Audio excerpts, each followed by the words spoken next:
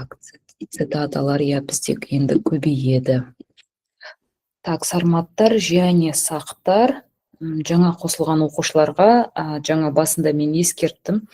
Менде бүгінгі сабақтың тақырыбы сақтар мен сарматтар аталуына қарамастан біз 90% сабақты сақтар жайлы өтеміз бүгін.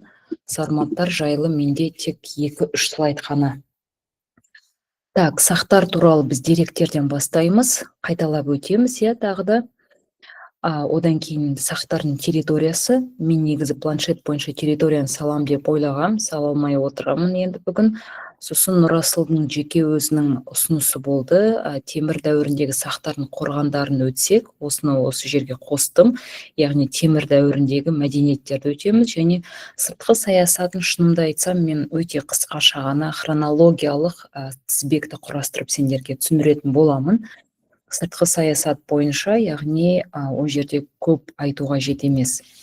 Біріншіден, мына жерге анимация ештеңе қоспаппын, балалар. Біріншіден, сақтар туралы бізде айтылатын 3 негізгі дерек бар. Және біз олардың реттілігін білуіміз керекпіз. Реттілігі, яғни ең ежелгі сақтар туралы қандай деректер деген сияқты сұрақ келеді. Ең ежелгі деректер ол бізде парсы деректері. Көп оқушылар грек деректері деп шатастырады. Бірақ егер де хронологияны алатын болсақ, парсылардың дерегі БЗБ 6 ғасырға жатады, өйткені Бехистун жазбасы. Себебі бірінші Дарий біз білеміз, ол 519 жылы шабуыл жасаған болатын. Егер де ол 519 жылы шабуыл жасаса, сәйкесінше ол өзінің Бехистун жазбасын 519, 518, мүмкін 517 шабуылдан кейін жазған шығар. Сондықтан да оның дерегі 6 ғасырға соңына жатады. Соңы, өйткені мына 519, 518, 17, 16, 15, 14 кері біз санаймыз. Сәйкесінше мына 19 кері санасақ, ол басы емес, керісінше ол соңы бізде болады. Ал Геродот болса, Геродот әрине ол Кирдің шапқыншылығын сипаттады. Кирдің шапқыншылығы бізде Дарийден бұрын болды, 530. Сәйкесінше логикалық түрде қарасақ, Геродоттың дерегі ертерек болу керек қой. Бірақ Геродот ол бізде өмір сүрді, кейінгі уақытта, яғни ол өмір сүрген уақыты бойынша 5 ғасырға жатады. ДЖТ-ні оқитындар олар біледі. Ал егер де қараса қайсысы ертерек болды, 5 па 6 ма, бізде БЗ болғандықтан кері санаймызда 6 бізде ертерек болады. 6-дан кейін бізде 5 ғасыр пайда болады. Сондықтан да балалар парсы деректері 6 ғасырға жатады, және олар ежелгі грек болып табылады. Ал Геродоттың, яғни грек деректері, олар кейінгі уақытқа жатады, 5 ғасырға. Егер де сендерде мысалға алсақ, хронология ретімен орналастыр деген тапсырма вдруг келіп қалады. Сақтар туралы деректерді реттілік бойынша орналастыр. Парсылар бірінші хронология бойынша, гректер екінші, және Қытай деректері үшінші. Егер де грек-рим деген сөз болмаса, онда антика деректері деп оны екінші орынға қоямыз. Сонда парсы деректері туралы тоқталатын бірінші ол хронологиясы бойынша, бірінші дерек, екінші дерек, үшінші дерек күйінде біз білетін боламыз. Ең көп сақтар туралы беретін дерек ол парсы мен гректер. Қытайлар деректерді өте аз келтірді сақтар туралы. Шынымды айтсам, 10-шы сыныптың оқулығы шықпағанша сақтар туралы Қытайлар бірдене айтты деген сияқты ақпарат бізде болған жоқ. Біз тек қана айтатынбыз, сақтар туралы бізде бар деректер, парсы деректері, грек-рим, Иран деректері болды. Қытайлар ештеңе жазған жоқ. Бірақ 10-шы сыныптың оқулығында жазыла бастады. Сақтар туралы 3-ші дерек бар, ол Қытай деректері, және ол мынау ғана дерек. Қытай тілінде сақ деген сөз с деген мағынаны білдіреді.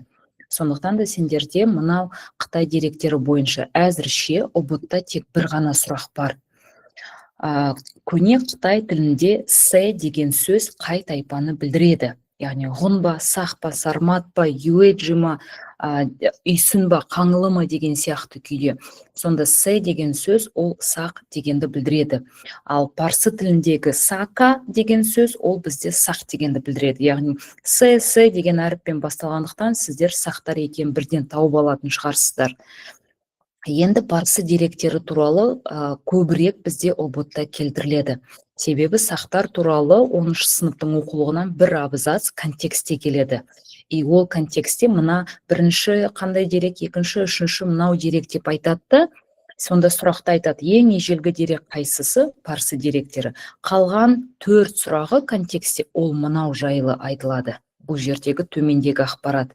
Яғни Бехистун жазбасы кімнің дерегі? Ол бірінші Дарий қалдырып кеткен. Мына жердегі суретте қарастырсаң көрсеңіздер, бұл жердегі Дарий бейнеленген бізде. Жоғарыда ұшып тұрған ол Ахура-Мазда құдайы. Өйткені парсылар ол кезде зарастризм, Заратуштра дініне табынған. А зарастризм діннің басты күн құдайы, жақсылық құдайы, қайырымдылық құдайы Ахура-Мазда болған. Ахура-Мазда құдайы бұл жерде бейнеленген, как будто ол Дарийге бата беріп тұр, шабу жаса, жаулап ал, Парсы империясының территориясын кеңейт дегендей. Ал Дарийдің алдындағы бейнеленген тұлғалар ол құлдар сияқты, өйткені қолдарында кісендер тағылған. Ең соңында тұрған тұлға бұл басындағы, яғни киіміне қарайтын болсақ, ол Тиграхауда сақтың өкілі ретінде. Яғни аңыз бойынша Бехистун жазбасында айтылған бұл жердегі бейнеленген сақ адамы ол сақ патшасы деген сияқты күйде. Сақ патшасын мен тұтқынға алдым деп Бехистун жазбасында келтірген. Және біздегі контекстегі айтатын бірінші Дарий қай тайпаларға шабуыл жасаған деп бірінші сұрақ, екінші сұрақ, біріншісі ол әрине қай деректер, ең ежелгі ол парсы деректер, мынау бірінші сұрақ келеді. Екінші сұрақ ол қай тайпаларға шабуыл жасады? Сақ Тиграхаудаларға шабуыл жасады, өйткені суреттен ол көрініп тұр. Мүмкін бұл суретті енді контекстке салатын шығар мәтіннің орнына. Және үшінші айтылатын сұрақ, Дарий сақтарға шабуыл жасаған кезде қай өзенді, яғни кесіп өткен? Сонда оның дерегінде жазылған, мен өзен арқылы өттім деп, ол сырды кесіп өтеді, сыр бойындағы халықты кезіктірдім. Ал Сырдария бойында бізде мекендеген Парадарай сырдың орта, төменгі ағысы және Шу мен Таластың аралығы деп айтылатын. Сонда Парадарайларға кезіктірген. Сонда мынау сыр өзені жайлы үшінші сұрақ келтірілетін. Және тағы да бір айтылатын тапсырма, Дарий өзінің империясының солтүстігіндегі халықтарды қалай атаған? Соғдылықтардың сыртындағы сақтар. Бұл жерде біз балалар елестетеміз Орталық Азиядағы өркениет ошақтарын. Хорезм бізде бар, Бактрия бар, Маргуш бар. Егер Маргуш, Бактрия, Хорезмді кесіп өтсек, біз келіп тірелеміз Соғды деген өркениетке. Соғдының солтүстігінде орналасқан Ташкент екенін білеміз. Ташкент ол сырдың төменгі ағысында. Ташкенттен кейін Сырдария кетеді. Сонда елестетеміз Соғдыны и Ташкентті, Сырдарияны үшеуін біріктіріп елестетіңіздер. Өйткені олар түгелі Сырдарияға жататын. Соғдының өзі айтылады ғой, Сырдария мен Амударияның арасында орналасқан. Сонда ол Соғдылардың сыртындағы сақтар. Соғдыдан сыртында солтүстігінде Ташкент, Ташкент уже Парадараяға кіреді бізде. Өйткені Ташкент Сырдарияның төменгі ағысы, Сырдарияның орта төменгі ағысы Парадараяға кірді. Сондықтан да, яғни парсы деректері туралы бізде келетін тапсырмалар түгелі Дарийдің айналасында келеді. Сондықтан да Дарийдің Бехистун жазбасы туралы бүкіл ақпаратты конструктор сияқты миларында логикалық түрде қалыптастырып қойыңыздар. Және Дарий неге Сақ Тиграхаудаларға шабуыл жасады дейтін болсақ, өзінің әкесінің ісін аяқтағысы келді. Кир немесе оны Курушката, Куруш деп айтады, яғни Держетті тарихында. Кир ең алғашында 530 жылы шабуыл жасайды сақтарға. Орталық Азияға жорыққа аттанған болатын. Және біз Кирдің қалай шабуыл жасағанын түгелін Геродоттың еңбегінен білеміз. Тіптен Томирис деген кино осы Геродоттың дерегіне сүйеніп түсірілген болатын. және кир шабуыл жасады 6 ғасырда, бірақ Геродот бір ғасыр өткен соң 5 ғасырда жазды бұл еңбекті. Және Геродоттың біз дерегінен көбірек сол кезде кирдің шапқыншылығы туралы, сәйкесінше сақтарды туралы. Және тағы да салыстырмалы түрде біз айта аламыз. Қалай ойлайсыздар?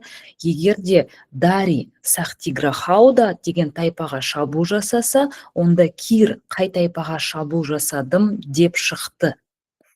Яғни Геродоттың дерегінде айтылады, Кир осы тайпаларға қарсы шапқыншылыққа аттанды. Дұрыс, Ернар, ол массагеттерге жорыққа аттанды деп айтады.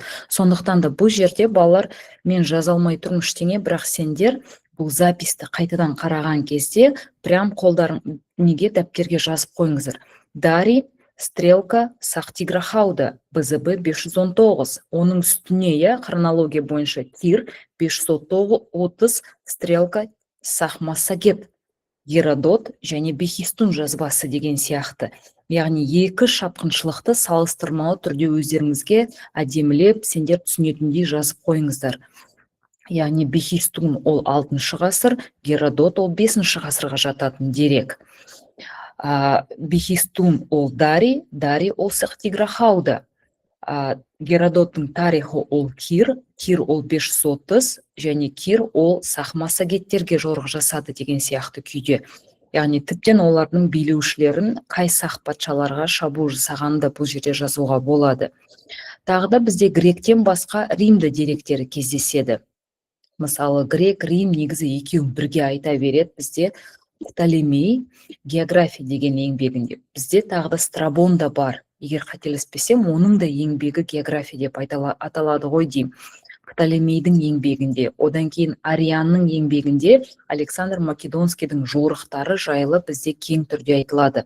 Бірақ Александр Македонскийдің жорығы ол кейін 4 ғасырға жатқызылады.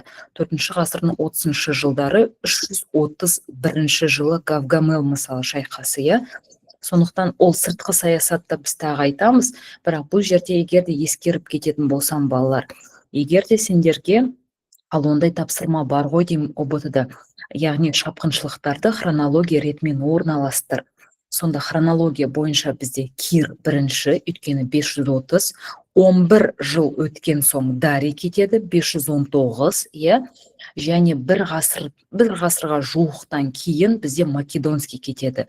Себебі Кир және Дарий қарасаңдар, екеуді 6 ғасырда шабуыл жасаған, ал Македонский 4 ғасырда шабуыл жасаған.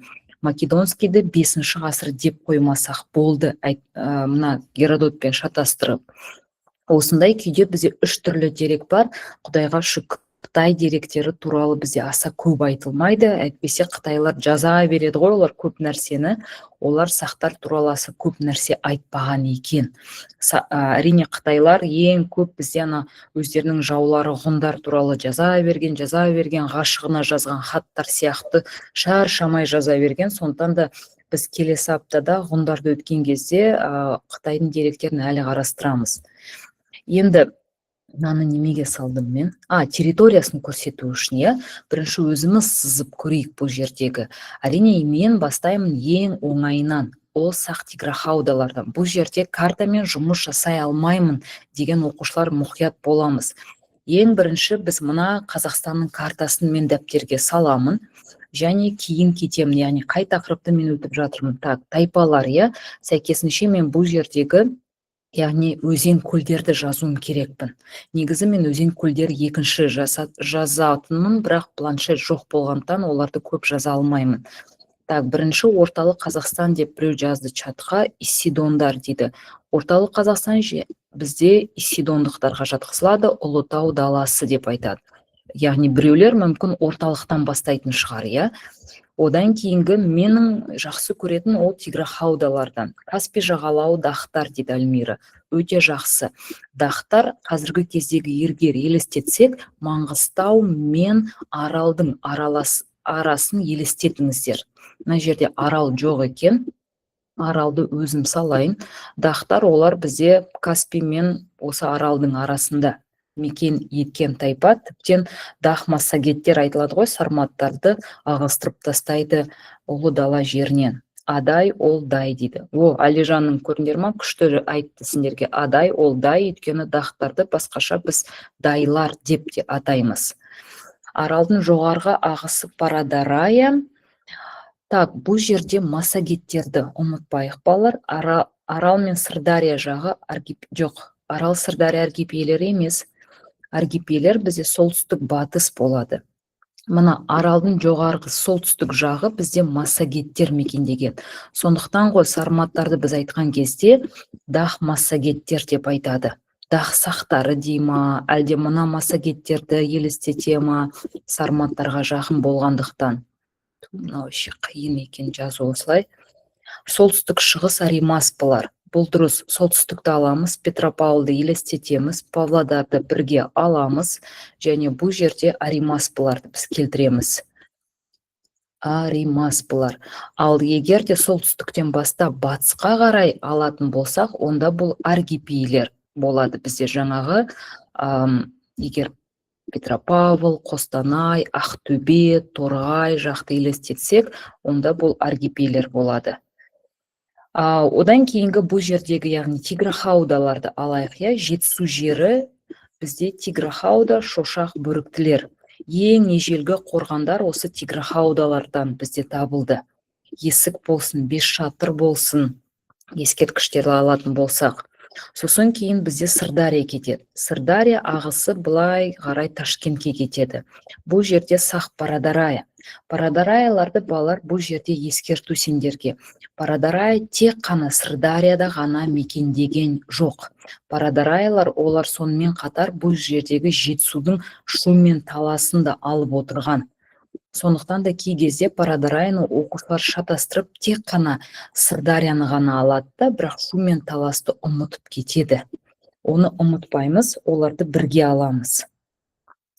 Ең төмендегі бізде хаумаваргалар болды. Олар Амударияға жататын халықты біз айтамыз. Өйткені Сырдария мен Амудария екеу қатарынан аралға со кездері құйып отырған. Хаумаваргалар, яғни Мұрғап жазығында деп айтады, Мұрғап ол бізде Маргуш мәдениетін айтады. Сондықтан да хаумаваргалар ол қазіргі кездегі Түркменстанның жерінде орналасқан тайпаны айтамыз.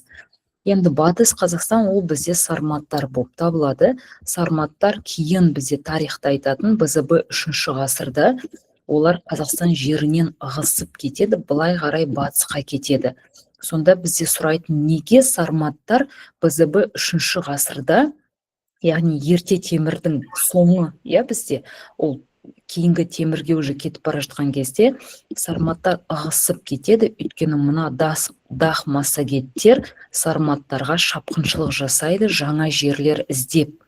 Дақ массагеттердің ығыстырылуының салдарынан сарматтар кетіп қалады батыс аймақтарға қарай, яғни олар Европаға қарай ығысып кетеді. Немесе мынандай күйдегі территорияны егерде көретін болсақ, мына картаны, көк түсті картаны сіздер жиі неден контекстен көресіздер. Себебі сақтар туралы оқулықтағы бар бізде екі карта ғой. Мына осы карта көгілдір түсті, екеуді көк түсті екен ғой. Бұл екі картада бізде ұбытта жиі келеді, яғни бұл жерде сендерде сұрауы мүмкін, тайпаларды территориясымен сәйкестендір деген сияқты күйде. Аримаспыны, Аргипейді, Исидонды ең көбі сәйкестендір деп беретін балалар бізде Тиграхауды, Парадараяны сәйкестендір, массагеттерді сәйкестендір. Яғни нақты өзен, көл немесе тау, теңіз атауы кездесетін ғана тайпаларды ең көп сұрайды картамен келген кезде. Сосын карта бойынша сендерде келетін олардың, яғни белгілі бір саяси тарихына қатысты. Яғни мысалы Тиграхаудаларды, сақтарды, мысалы Бехистің жазбасында не деп атады? Соғдылықтардың сыртындағы сақтар. Өйткені соғды ол мына жерде орналасқан Ташкенттен, яғни төмендеу. Яғни Ташкент мына жерде сырдың тура егерде алатын болсақ, мен жоғарғы мен төменгі ағысты балалар шатастырып айта берем осылай бар ғой. Мынау негізі сырдың жоғарғы ағысы, өйткені бұл жерден ағыс басталады, аралға келетін сырдың ол төменгі ағысы. Сонда соғдылардан жоғары қарай Ташкент болса, сонда Дарий мына жақтан келген ғой, мына Иран мына жақтан болса, Дарий осы батыс жақтан келген. Бұл жердегі Бактрия деген мемлекетті жаулап алады. Ол жерде Бактрия, Кушан деген халықтар бұрын болған, неде ежелгі ДЖТ тарихында. Содан ол соғды арқылы өтіп Сырдарияға келіп тоқталады. И Сырдария бойында ол Сырдария арқылы өтеді. Сол кезде аңыз бойынша айтады ғой, Томиристің баласы келеді, Спаргапис, кіммен Дариймен, ол Кир туралы кетті ғой. Дарий өтеді сыр арқылы, және сақтардың көсемін өлтіреді, сосын Шыраққа кезігеді, сосын қайтып оралады өз еліне. Так, территория бойынша мынандай да картаны жаңа айттым сіздерге. Картаға мұқият болыңыздар. Негізі оқулықтың ішінен тауып алған жөн бұл картаны.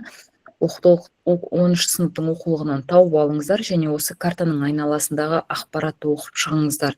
Себебі контекст келген кезде картаның айналасындағы мәтіннен сұрақтарды үзіп сендерге береді. Енді қорғандар бойынша айтатын болсақ, ол да Құдайға шүкір шығар, 10-шы сыныптың оқулығында сақтар туралы Нұрасыл өте көп қорғандар туралы айтылмайды. Мысалы, сендерде бонус сабақтар деген бар. Бонус сабақтарда сақтың қорғандары толық ашылып айтылады. Шілікті де, Берел де о жерде айтылады. Ана ең ежелгі қалалары деген Қызылорданың маңындағы, Шірік-Рабат, Бәбіш Молда жайлы. Олар неге бұларды мен бонус сабақ деп айтамын? Себебі оларды қарасаңыздар, пайдалы, қарамасаңыздар да болады. Бірақ түсінікті қалыптастыру үшін қарауға болады. Поэтому мен бонус сабақтарды балаларға міндеттемеймін, себебі олардан ұбытта тапсырмалар аса көп кездеспейді. Орталық Азия деген, ұлы дала дегеннің ішінде осылар ғана келтіріледі. Ұбытта осы төртеу ғана келеді. Және оларды тура айтады. Жетісу жеріндегі орналасқан сақтың қандай қорғандары, Шығыс Қазақстанда орналасқан сақтың қай қорғандары, екеуі үтір арқылы келеді, немесе жалғыз өзі келеді бізде. Сондықтан да біз елестетеміз, Жетісу жерінде сақ тиграхаудаларға жататын екеуі де Алматының маңында Бесшатыр және Есік деген қорғаны бізде бар. Егер Шығыс Қазақстанда алатын болсақ, ол ғалымдар әлде дауласуда, яғни бұл жердегі Шілікті мен Майемер ол кімдікі, Сахаримаспыныкі ма, әлде Тиграхауданыкі ма? Қазір кейбір тарихшылар тіптен айтады, олар мүмкін Пазырық мәдениетінің сақтарының ескерткіштері де шығар, өйткені Пазырық мәдениеті тура осы Шығыс Қазақстанда орналасқан. Сондықтан да кейбір тарихшылар Тиграхауда деп айтады, өйткені Шілікті де алтын адам табылды деп бізде айтылады.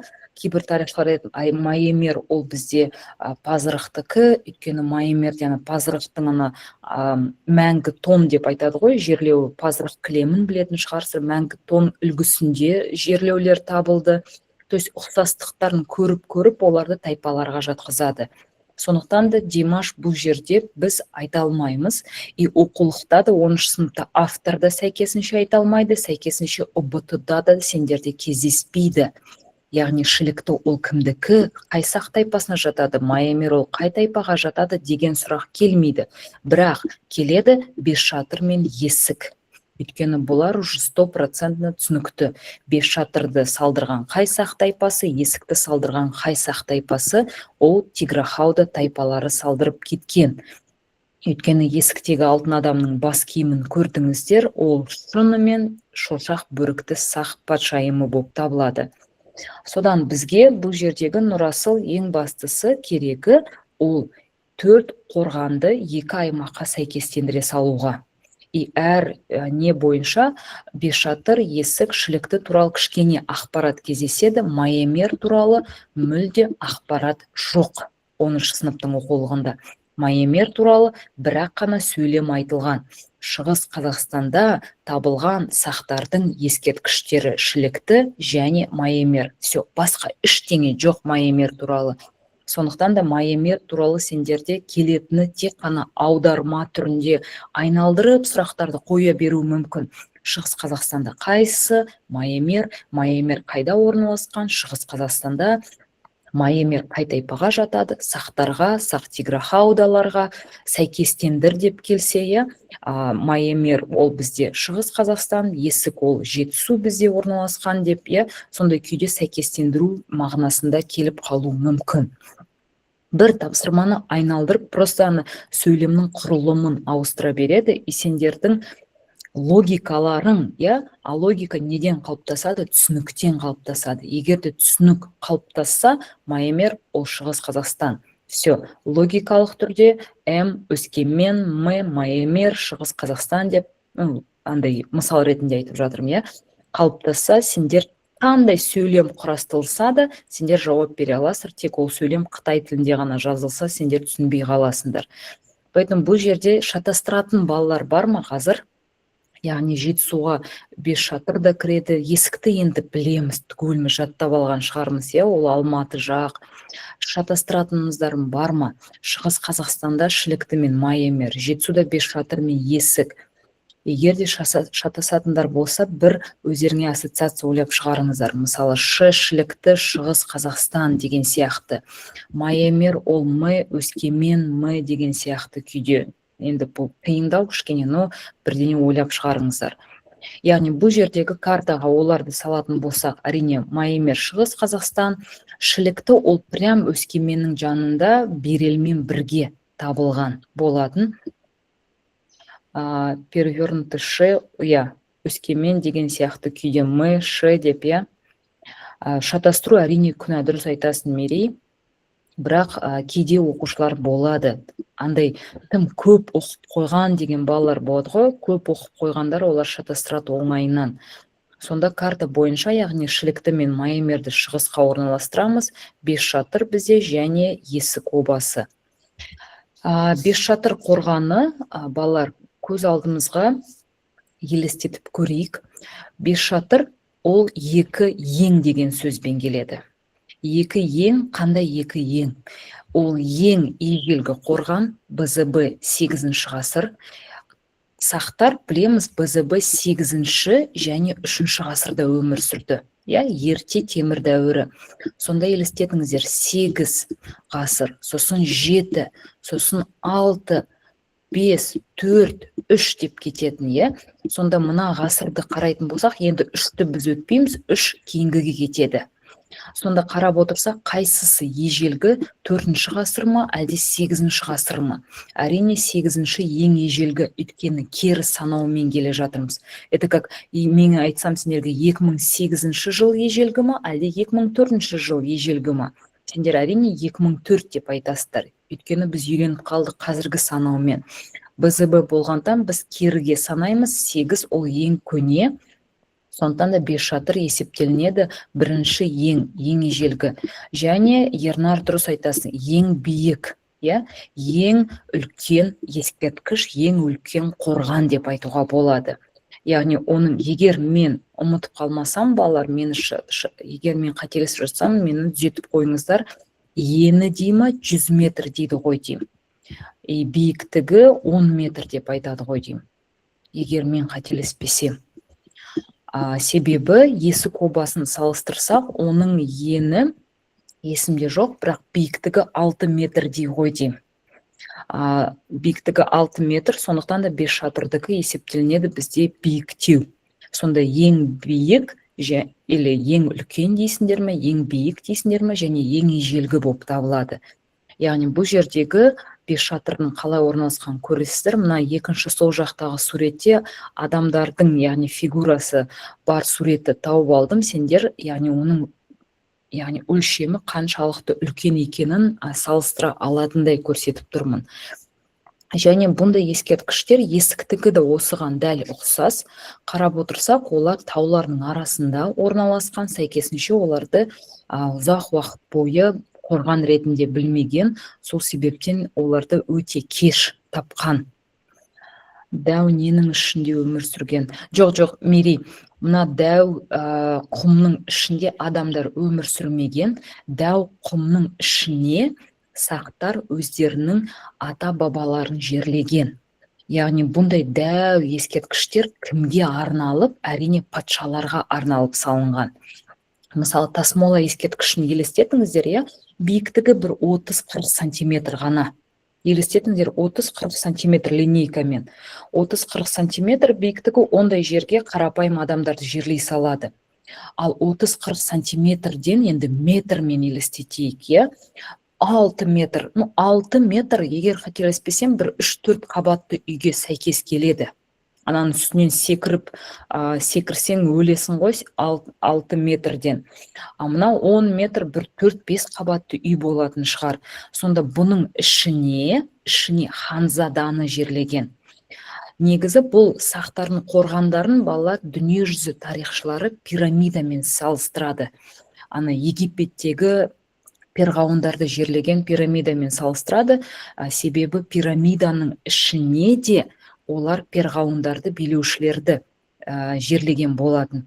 Неғұрлым бай, ауқатты, мәртебесі жоғары адам болса, соғұрлым оның жерлеу зираты жоғары болған.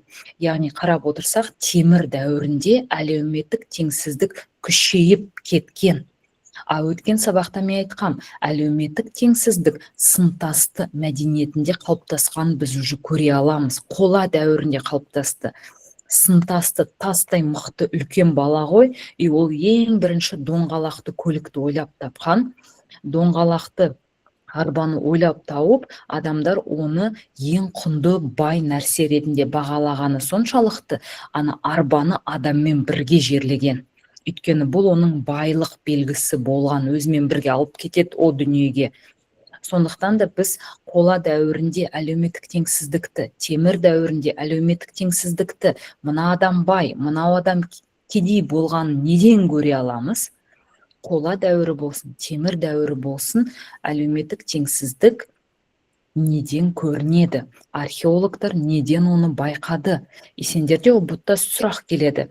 Сақтарда әлеуметтік теңсіздіктің белгісі не? Неден көруге болады? Андрондықтарда әлеуметтік теңсіздіктің пайда болғанын неден көруге болады? Дұрыс, нұрасыл қорғандардан, жерлеу орындарынан, бір сөзбен айтсақ. Жерлеу орындарынан, өйткені Беғазы Дәндібайды естеріңізде ме? Өткенде көрсеттім, дәу ана таспен қоршап қойған ғой, тіптен пирамида сияқты жасаған жерлеу орындарын. Сонда яғни темір дәуірінде сақтарда сол Беғазы Дәндібай сынтастылардың теңсіздігі күшейіп кеткен, соншалықты олар 10 метрге дейін осындай орындарды салдырған.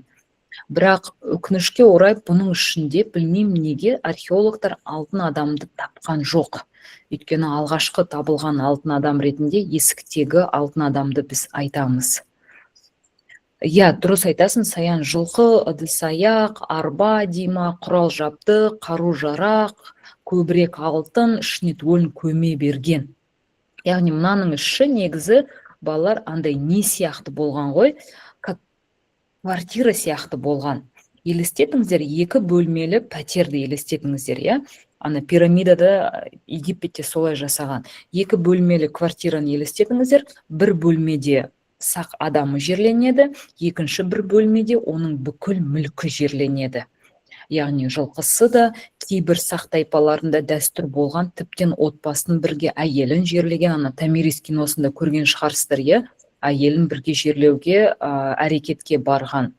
Сондықтан да дұрыс, жылқыны тірідей көме салған, Гүлназым, себебі келесі әлемде бірге керек болады. Өйткені сақтарда бір жартаста бейнеленген балалар, жартастағы петроглифтер дейміз ғой, петроглифте былай бейнеленген, тау бейнеленген, таудың үстінде жылқымен адам шауып келе жатқан сияқты, ол как-будто аспанға шауып бара жатқан сияқты. Аспанға, яғни келесі әлемге жылқысымен бірге, арбасымен, заттарымен бірге жерлей салған.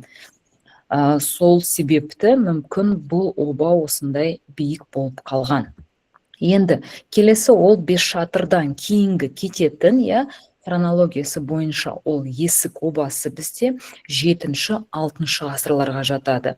Кейде оның хронологиясын басқаша да 6-5 деп деп те көрсетеді бізде. Но хронология бойынша орналастырған кезде біз бес шатырды бірінші, сосын есікті екінші етіп қоямыз. Тек қана бізде Майемердің хронологиясы жоқ, және шіліктіні аса көп айтпайды. Бес шатыр, есік обасы жайлы алтын адам табылды, 16-17 жастағы жас ханзада деп айтылады. Бұл жердегі мына жер қараңыздаршы, жоғарыдағы суретте есік обасын, яғни жоғарыдан қараған кезде қандай кішкентай болып көрінеді, және мына жердегі астындағы суретте көруге болады. Және оның биіктігі 6 метрдей болған ескерткіш. Мынау тураны бір атом бомбасын тастаған жер сияқты көрініп тұр, маған шынымды айтсам. Бірақ ол көзге көрініп тұрған сияқты, тура қаланың ба, елді мекеннің дәл ортасында орналасқан.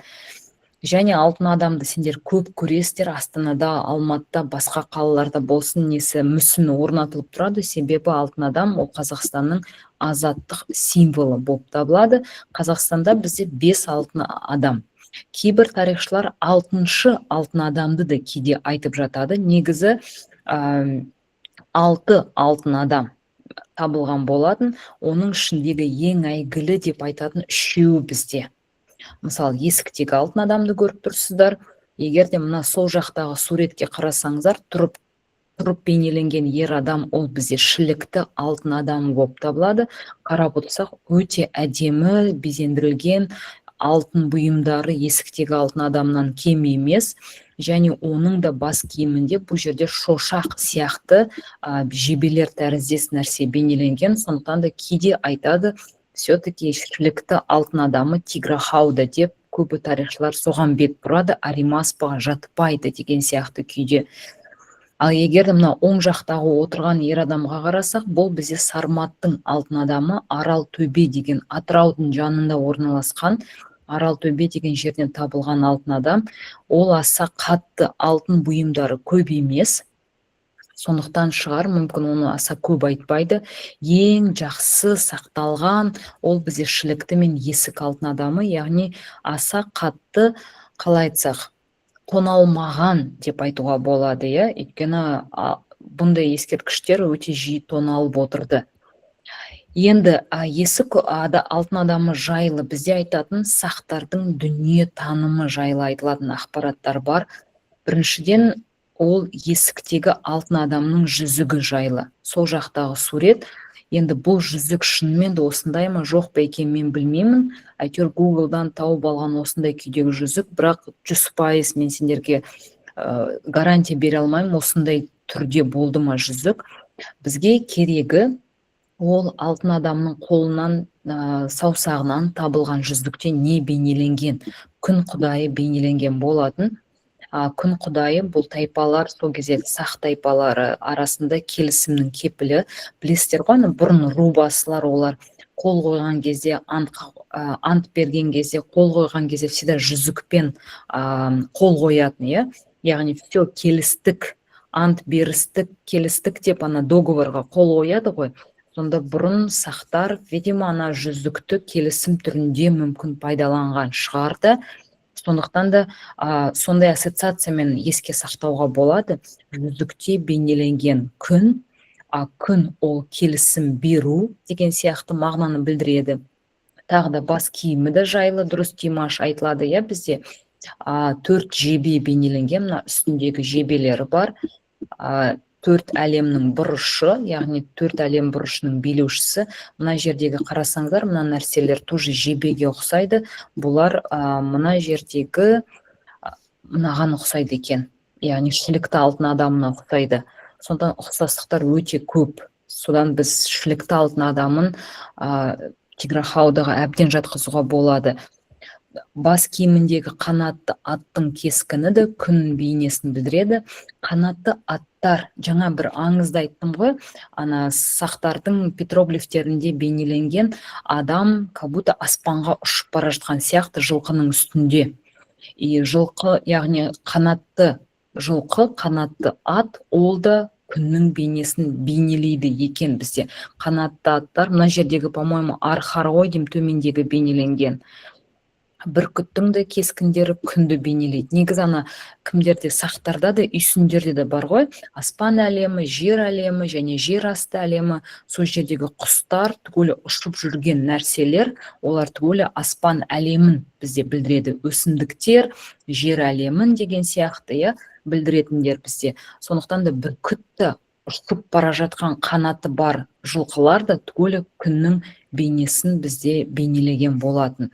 Жалпы бұл жердегі сақтардың табынатын діні екі түрде бейнеленген. Күн құдайына табынады және от құдайына табынады. От құдайына табынатын сендер Томирис киносынан көрген шығарсыздар. Ана бір қалай деуші еді, ондай адамдарды бақсы дейма, шаман дейма, орысша шаман деп айтады, қазақшасын ұмытып тұрмын. Бақсы дейма, Томирис все кирге, бақсы дейтін шығар, бірақ басқа тағы бір сөз бар оның. Томирис кирге шабамын, кетемін деген кезде, сол кезде ана үйінің алдында бір бақсы ән айтып, от жағып, ол оттың айналасында секіріп деген сияқты, яғни отқа табынуды көрсетті сол киноның өзінде. Тағы да алтын адамнан біз отқа табынуды көре аламыз, қызыл түсті киімінен де деп айтуға болады. Бірақ біз білеміз, қызыл түсті киім сақтарда ол жауынгердің нышаны болып табылады. Яғни біз бұл жердегі қызыл түстен екі нәрсені көруге болады. Қызыл түсті материал, біріншіден ол жауынгер, әрине жауынгер болған қару-жарақтары да көрсетіп тұр. Плюс екіншіден оның, яғни отқа табынғанын да көруге болады. Яғни оттың мүмкін символын өзімен бірге алып жүрді ма ол кездері, білмеймін. Бірақ отқа табынғанын да, күнге табынғанын да біз есіктегі алтын адамнан көре аламыз деп айтылады оқулықта. Так, келесі, яғни қорғандар бойынша балалар, Нұрасыл бұл жерде қысқаша ғана айттым, бірақ енді қорғандарды мен жалғастыратын болсам, мәдениеттер бойынша Нұрасылды айта бердім, өйткені ол өзінің ұсынысын келтірген, маған мына темір дәуірінің қорғандары керек еді деген сияқты. Темір емес, сақтардың қорғандары деп айтқан. Қорғандар деген кезде біз тағы да балалар ұлы дала мәдениетіне жататын, ұлы дала өркениетіне жататын мәдениеттерді, сақтарға жататын мәдениеттерді өтуіміз керекпіз. Өткен сабақта біз сіздермен энеолит пен қоланы күн өттік, бүгін жалғасы кетеді. Яғни темір дәуіріне жататын бізде 6 мәдениет бар. Және бұл 6 мәдениетті де қазір бұл жерде енді картаға сыза алмайтын шығармын. Так, мынандай күйде қараңыздаршы, менің салған өзімнің картама қарайтын болсақ. Картаны сызған кезде мен таң қалдым, немеге таң қалдым, сақтардың мәдениеттерінің көбі Қазақстаннан тыс аймақтарда өмір сүрген.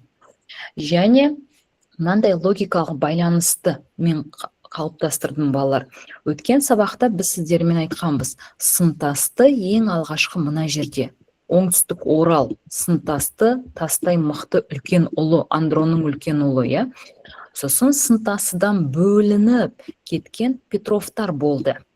Үшеу болды ғой, ортаңғы балалар. Петров, Пав, Петров, Алакөл және Федоров. Петров кетті, әрі қарай бөлініп. Хронологиясы екеуінікі өте жақын бір-біріне. Сосын П-дан кейін А кетеді, Алакөлдіктер кетеді. Мына солтүстік Қазақстан, солтүстік шығысты былай алып кетеді Алакөлдіктер. Ең үлкен территория Алакөл, өйткені хронологиясы бойынша олар ең үлкен. Дұрыс, Нұрасыл, олар түгел шығысқа қарай бара жатыр. Себебі неге бұл жердегі өткен тақырып еске түсіріп жатырмын, Бұл жердегі бізде Федоров бар, Федоровтар Алакөлдіктерді жалғастырды.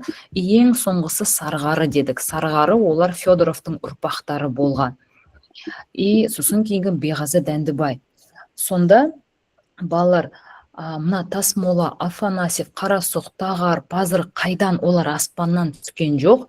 Олар мына сынтасты Петров, Федоров, Алакөл, Сарғары деген мәдениеттің ұрпақтары. То есть олар жылжи берді, батыстан шығысқа жылжып жатыр. Территориясы жағынан осындай Тасмоладан біз бастаймыз. Өйткені ең ежелгі сақтардың ескерткіш мәдениеті ол Тасмола. Ең ежелгі қорған ол 5 шатыр Жетісудағы орналасқан, ең ежелгі мәдениет ол тасмола мәдениеті 8-ші ғасырдан басталады.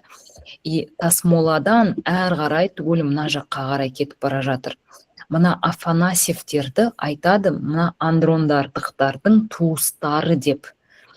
Афанасьевтің туысы Қарасұқ, Қарасұқтың туысы Тағар деген сияқты бір-бірінің ұрпақтары көше берген ғой. Қазақтардың көшпелі болуы содан ғой, бізде қола дәуірінен басталады. Андрондықтар көшті, сақтар әрі қарай көшеді, сақтардан кейін ғұндар қуып кетіп Европаға қарай жетеді. Сосын бізде түріктер пайда болады, қыпшақтар, қазақтар. Сонда қарап отырсақ, біз шынымен де бізде қанымызда ол бар, көшпелі деген өмір салт. Мынандай күйде, яғни территориясын елестетуге болады. Ең алыс орналасқан мәдениет ол Тағар мәдениеті. Солтүстік батыс Моңғолия, егер қателеспесем, оңтүстік Сібір бізде орналасқан ең алыс. Ойық мәдениетін білетін шығарсыздар, Аржан қорғандары, ең алғашқы алтын бұйымдары. Пазырық мәдениеті бізге ең жақын Афанасьевпен бірге. Пазырық мәдениеті Шығыс Қазақстан, Алтай, Шығыс Қазақстан, Тарбағатай деген сияқты күйде айтады. Так, енді территориясы бойынша айттық, енді әр мәдениет жеке-жеке. Балалар, бір жақсысы 10-шы сыныптың оқулығында өткенде естеріңізде ме? Мен мына сымтасты Петров, Алакөл, Федоров, Сарғары деп түгел хронология реттілікпен сендерге еске сақтаңыздар деп айттым. Себебі олардың түгелінің хронологиясы бар оқулықта. Ал мыналардың, яғни ерте темір дәуірінің мәдениеттерінің хронологиясы бойынша тек қана тасмоланыкі ғана бар. 7-3 екен ғой, мен 8-де қойыппын балалар, 7-3. Мүмкін 5 шатыр 8, потом тасмола 7 күйінде.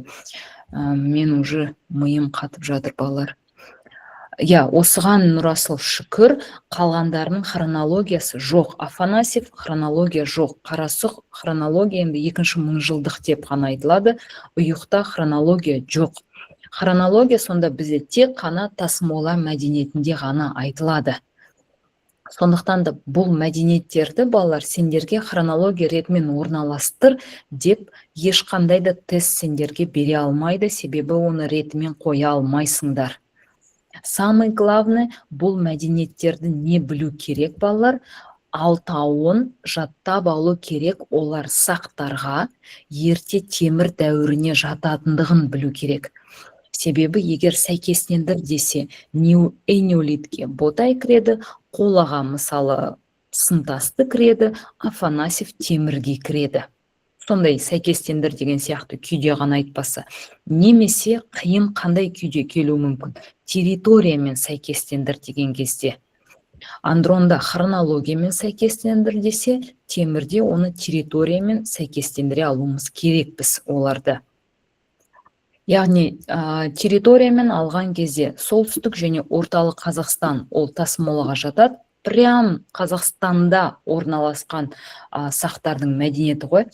Қазақстанға жақын деп, мен мысалы балалар оларды қалай территориясын еске сақтауға тырыстым. Егер территориясынан қиналатын балалар бар болса, мен оларды еске сақтауға тырыстым территориясын мынандай визуализация арқылы. Көз алдыма елестетемін.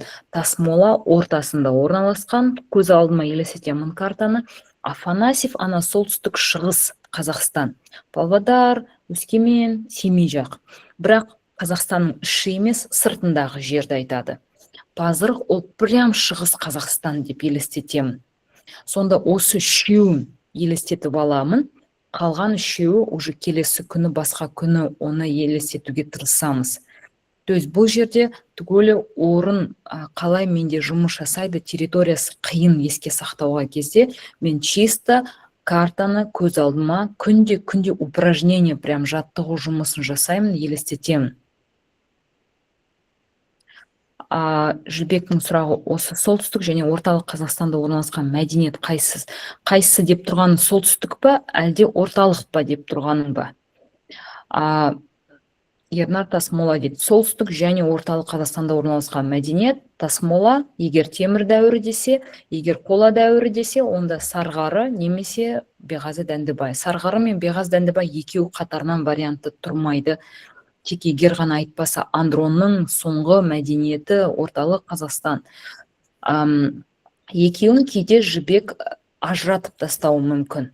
Яғни кей кезде Жібек, егер сұрағынды түсінсем, ОБТ-да в основном қандай болып келеді? Орталық Қазақстан деген сөз келеді. Ең көбі солтүстікке қарағанда. Вариантта, егер сұрақ келсе, солтүстік және орталық Қазақстанда орналасқан темір дәуірінің мәдениеті вариантта Тасмола келеді. Қола дәуірінің мәдениеті Сарғары немесе Беғазы Дәндібай деп келеді. Егерде, видите, Сарғары мен Беғазы Дәндібай солтүстік Қазақстанға жатпайды ғой. Олар тек орталыққа. Поэтому солтүстік және орталық десе, тек қана Тасмола ғана келеді. Солтүстік деген сөз қосылып тұрса. Неге Тасмолаға солтүстікті қосып қойған, хотя Тасмоланың таралған жері тек қана орталық Қазақстан, Қарағанды жақ. Бірақ солтүстікті қосып қойған, өйткені мына Павлодардың әсерінен. Павлодарға жатады Екібастұз деген жер. Ең алғашқы тұздардың табылған жер кім еді? Қосым Пішенбаевтың тапқан жері. Екібастұздың жанында ең алғашқы Тасмоланың нелері табылды, ескерткіштер. Неге оны Тасмола деп айтады? Өйткені Павлодардың жанында Тасмола деген ауылдың маңында табылды. Сондықтан да солтүстік Қазақстанды тіркеп қосып қояды. А вообще, по идее, орталық Қазақстан дей берсек қате болмайды. Тасмола мәдениетін зерттеген бізде Мир Қадырбаев деген археолог.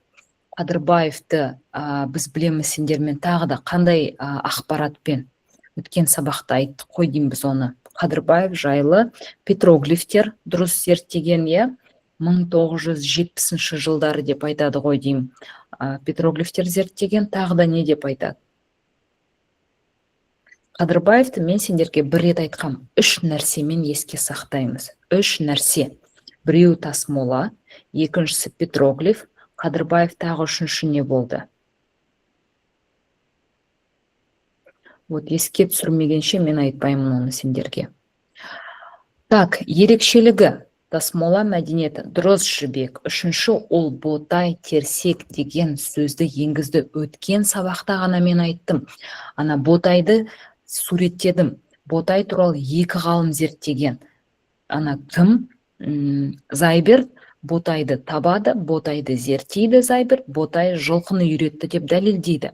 Қадырбаев айтады, терсекті табады Қадырбаев, және айтады, терсек ботайға өте ұқсас, территориясы шекаралас. Сәйкесінше біз оны ботай сызықша терсек деп атауымыз керекпіз, деп ол терминді енгізеді. Өткен сабақта ғана айттым сендерге, сендер құлақ ашып тыңдап отырсыңдар ма, мені жоқ па?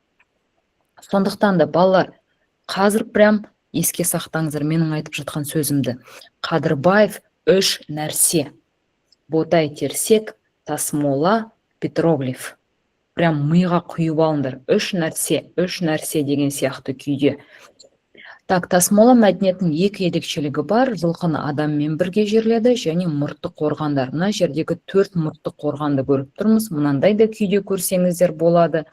Мұртты қорғанның 4 бөлігі болған деп айтылады. Бір жылы контекст келді осы мұртты қорғандар бойынша, сонда айтқан неше бөлігі бар мұртты қорғанның. Бірінші бөлігі адам жерленетін қорған. Екінші бөлігі бар, ол кіші қорған деп айтады.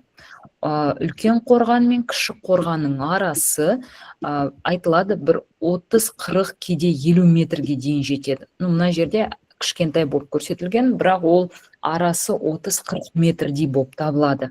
Сонда елестетіңіздер қаншалықты үлкен бұл қорған болған. Және мына жерде мерей қарап отырсақ, мына қорғанның биіктігі бір 30-40 сантиметр екен. Жаңа 5 шатырда айттым ғой, 10 метр, мына 30-40 сантиметр, мынандай ғана ғой. Сонда Тасмол исидондықтар қалдырды ғой бұл нелерді, мұртты қорғандарды. Сонда исидондықтар мына қорғандар неге небәрі 30-40 метр ғана биіктігі болған, өйткені бұл жерге жалғыз адамды жерлеген. Ал сол адам иеленген мүлкін олар жерледі кіші қорғанға, мына екіншісіне. Кіші қорғанға, яғни жылқыны жерлей ма, ыдыс аяқтары, қару жарақтарын жерлеген, және 2 доға тектес тастардан тізбек жасаған. Мына, яғни тізбектердің ұзындығы 20 метрден 200 метрге дейін жеткен. Анан елестетіңіздер, екі қорған арасы 30-40 метр, еще кішкентай қорғаннан әрі қарай 200 метрге дейін жететін тізбек тұр. Яғни бұндайды біз тек қана аспаннан көре аламыз, өте жақсы. Прям Google-ға салып көріңіздерші, мұртты қорғандар, усатые курганы деп, аспаннан түсірілген суретті көрсетеді. И бұндай қорғандар көршілес орналасқан жоқ. Олар шашырап жатады, шашырап жерленген. Себебі олардың алатын аумағы өте үлкен, бір 250 метрдей ғой, қарасақ, мына екеуін қоссақ, тізбегін қоссақ, я. Бірақ қараңыздар, 20 метрден 200 метрге дейін бұл байланысты болды, кім жерленген. Яғни, он жердегі әйгілі ауқатты бір адам жерленсе, әрине оның мұрты 200 метрге дейін жетеді. Қарапайым малшы болса, оған бір 10-20 метр жасай салатын шығар туыстары. Но менің ойымша 20 метрдің өзі үлкен аумақ бар ғой, тастарды орнату деген сөз. Сондықтан да бұл жердегі айтылатын, мұртты обалардың, яғни 4 бөлімі болған, 4 бөлшегі үлкен қорған, кіші қорған және 2 мұрты болған. Және барлығы да тұрғызылды неден? Құм плюс тас. Яғни олар кезектесіп жерлеген.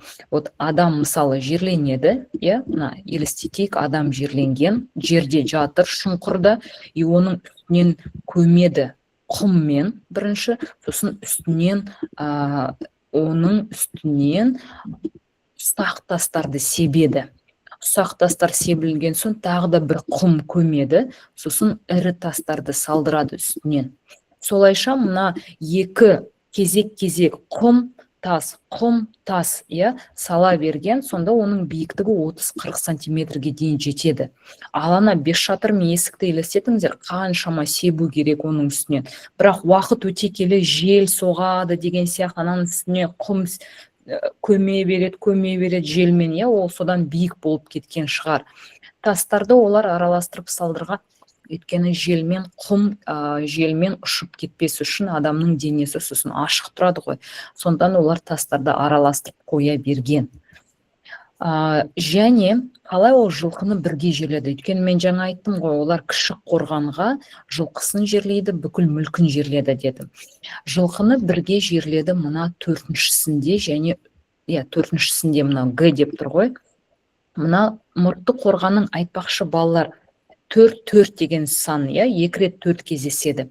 Бірінші айтылатын оның бөліктері плюс мұртты обаның 4 түрі болған. А, Б, В, Г түрі деп тұр. А түрі ол мына суретте бейнеленген. Яғни үлкен қорған бар, кіші қорған бар, екеуінің арасы 30-40 метр болып табылады.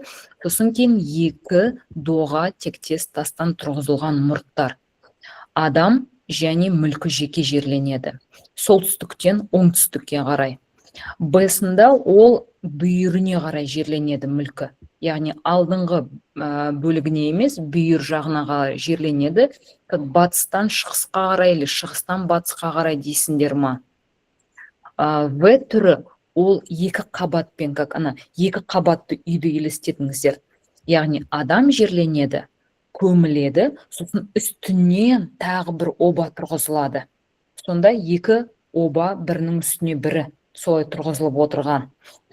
4-ші түрінде бір ғана оба салады, бір шұңқыр қазады, сол шұңқырға адамды да салады, жылқыны да жерлейді, құралдарын, әйел болса әшекей бұйым, ыдыс аяқтарын, киімін, төлін бірге жерлейді, бір көме салады. Вот осыны бізде 4-ші түрін ерекшелік деп айтады бізде. Жылқы мен адам бірге жерленді. Неге оны ерекшелейді деген сұрақ туындайды. Бұрын менде қызық болды, неге оны ерекшелік ретінде айтады? Нормальный нәрсе ғой бірге жерлесе. Себебі ерекшелейді, сақтарда бұндай дәстүр сирек кездескен. Именно сақтарда. Андрондықтарда ол сирек емес. Андрондықтарда бірге жерлей берген. Тек ана кімдерде айттық біз? Алакөлдіктерде айттық па?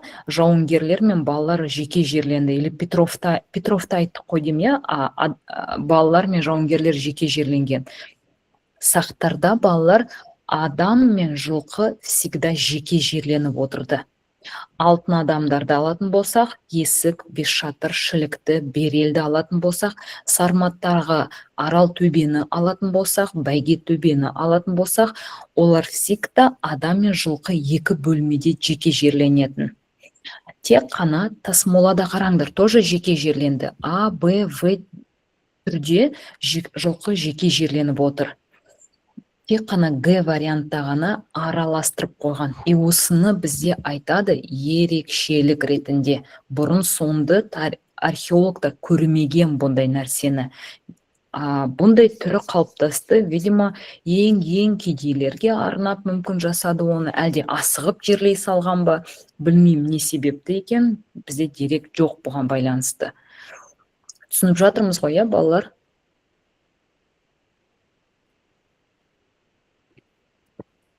Так, мұртты обалар туралы көрдіңдер ме, орталық Қазақстандағы деп оны көрсетеді.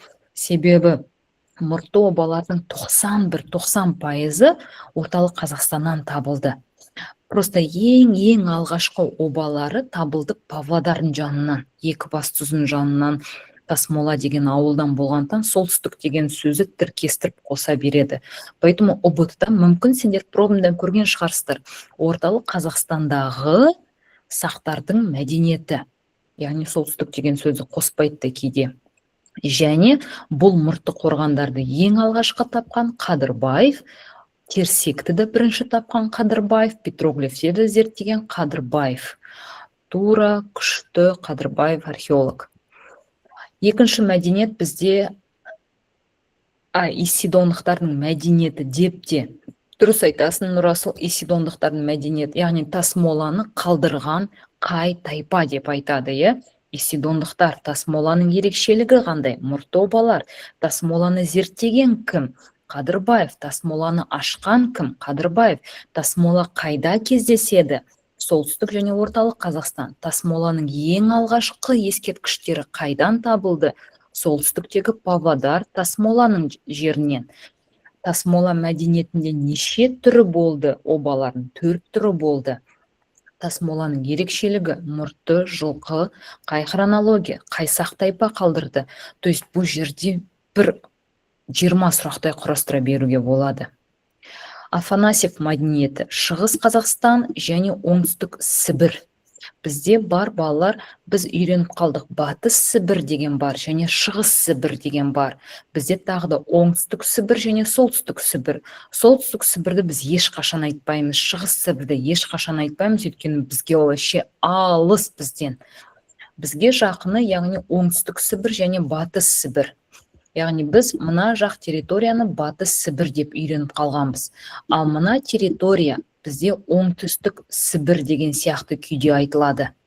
Негізі бұл территория бұрын қазақтарға кірген бекіністердің құрылудың салдарынан біз бұл жерлерден айырылып қалдық.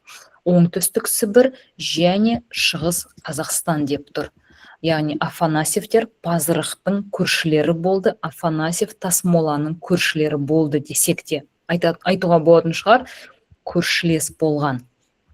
Темірді алғаш игерген мәдениет, яғни темір металы, егер ол Оңтүстік Сібір болса, Шығыс Қазақстан болса, Оңтүстік Сібір ол Павлодарға жақын ғой бізде орналасқан.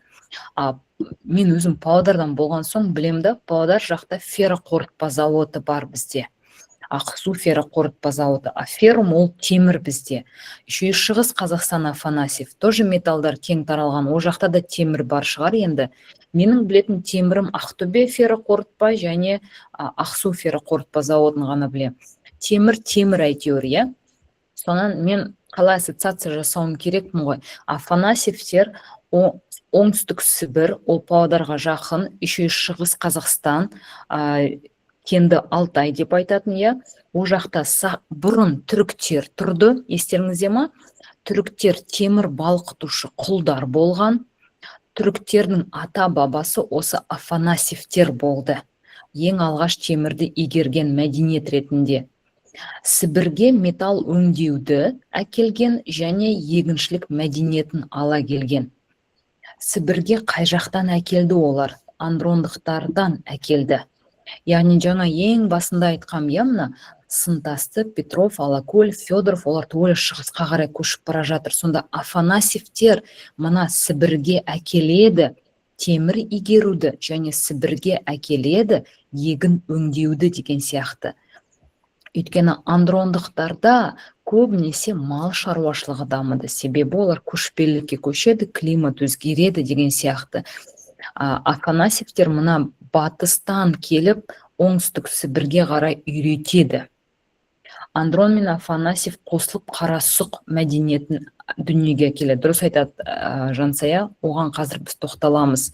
Яғни Афанасьевтер бізде, Қарасұқтар шынымен де бізде Андрон және Афанасьевтен пайда болған. То есть олардың территориясын елестету арқылы көре аламыз. То есть бұл жерде мен кішкене ассоциация ойлап шығарып жатырмын да, содан уақыт кетіп бара жатыр, иә. Жай ғана түсіндіріп кетпес үшін. Сонда мида логика қалыптастырамыз. Афанасьевтер олар андрондықтардың ұрпақтары.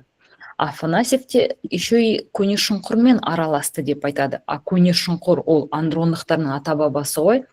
Сонда көне шұңқыр ол бізде Қостанай жақта тұрды ғой. Андрондықтар олар бізде батыстан келді ғой.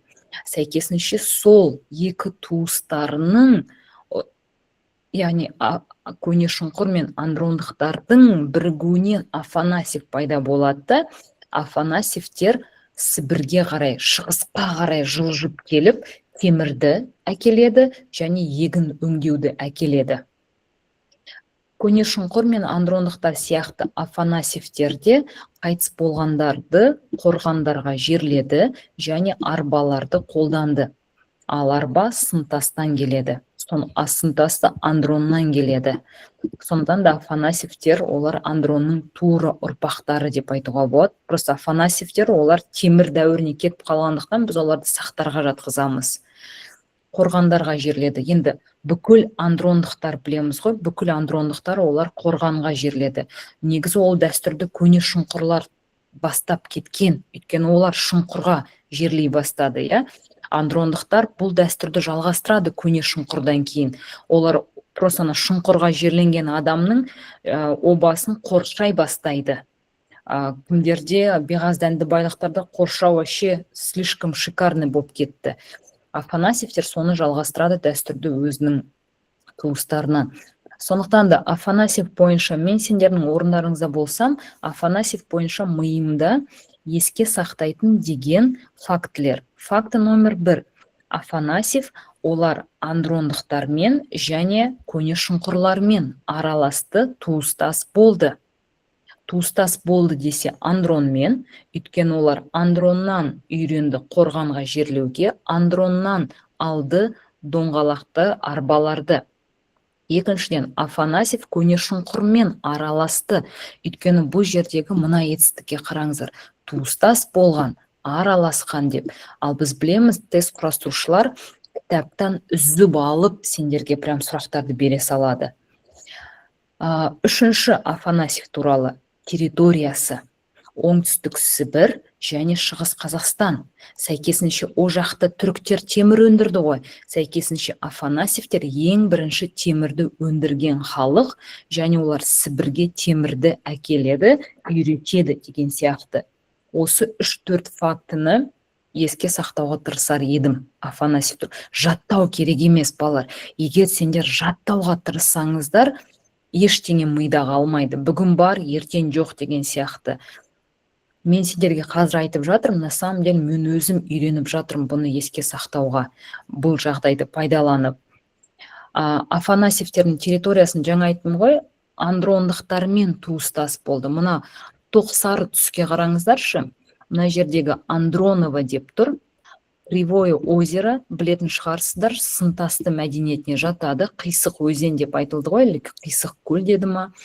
Андрондықтардың мына жердегі прям ярко оранжевый болып тұрған батыстағы жері, бұл олардың қалыптаса бастаған уақыт ретінде айтады. Мынау который светло оранжевый көрініп тұр ғой, сендерге үлкен территориясы. Бұл бүкіл Андронның жері. Петров деген мәдениет кетеді, Алакөл мына жердегі кететін, Федоров кетеді, Сарғары. Мына оңтүстікті біз білеміз, ол орталық Азиямен араласып кеткен мәдениеттерді айтады. И мына Андронның шекарасының ішінде Афанасьев бейнеленген. Сәйкесінше Афанасьев карта бойынша көре аламыз, Андронның туыстары болған. Келесі Қарасұқ. Жансаяның айтқанын прям еске сақтап алыңыздар, балалар.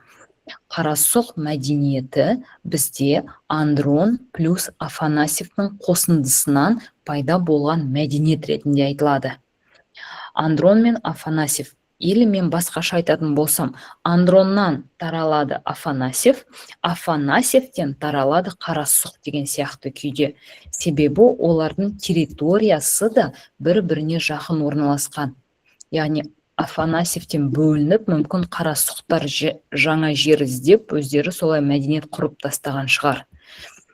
Сондықтан да егер де бізде айтылса Андрон мен Афанасьевтен пайда болған, ауысқан, көшіп кеткен халық мәдениет ол Қарасұқ.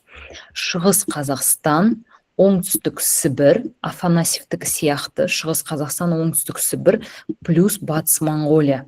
Территорияны еске сақтау маған қазір оп-оңай. Неге? Себебі мен Афанасьевті білемін. Афанасьев оңтүстік Сібір, Павлодарға территориясына жақын, сосын Шығыс Қазақстан, Өскемен. Сәйкесінше Қарасұқтар не істеген? Олар мына оңтүстік Сібір мен Шығыс Қазақстаннан батысқа қарай жылжиды.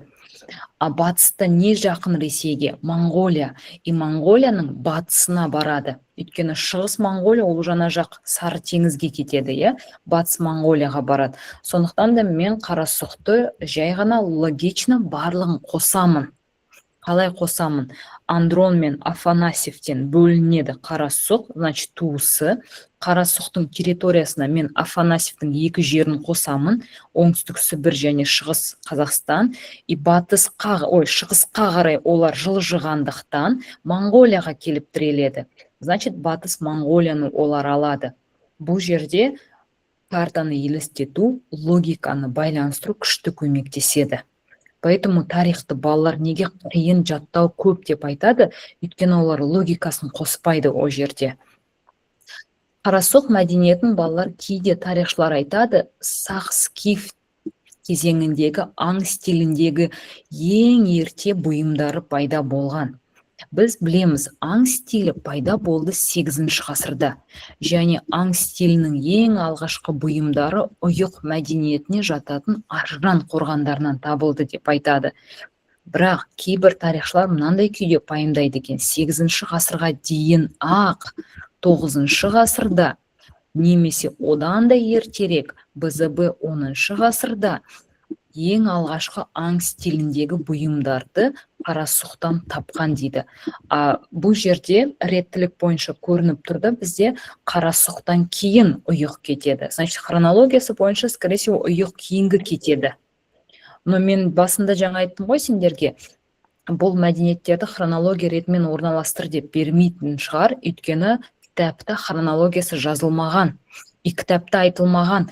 Егер сен осындай реттілікпен еске сақтасаң, значит, олардың хронология реттілігі осындай. Кітапта айтылмаған, поэтому егер де хронология ретімен орналастыр деген сұрақ келсе, смело апелляция, өйткені оқулықта түк жазылмаған. Осы реттілікті сақтап, еске сақта деген сияқты күйде.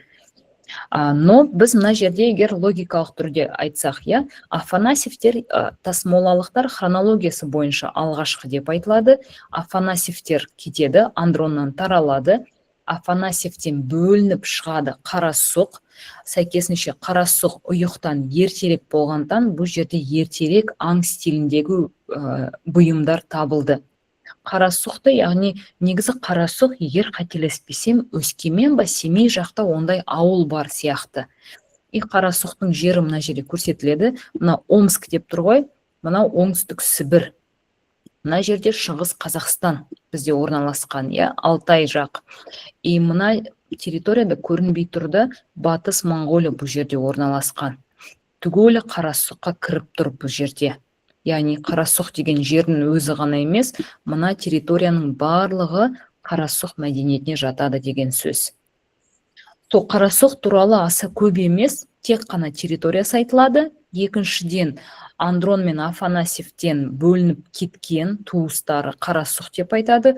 Үшінші, Қарасұқта ең алғашқы аң стиліндегі бұйымдар 9-10-9 ғасырға жатады, бірақ аң стилі ресми түрде 8 ғасырда пайда болды. Тағы бір Қарасұқ туралы айтатын, қорғандық жерлеу болмады. Хотя Қарасұқтың туыстары жаңа Афанасьевті айттық қой. Афанасьевтер андрондықтардан және көне шұңқырдан үйренеді қорғанға жерлеуге. Қарасұқта болмапты ондай қорғандық жерлеу.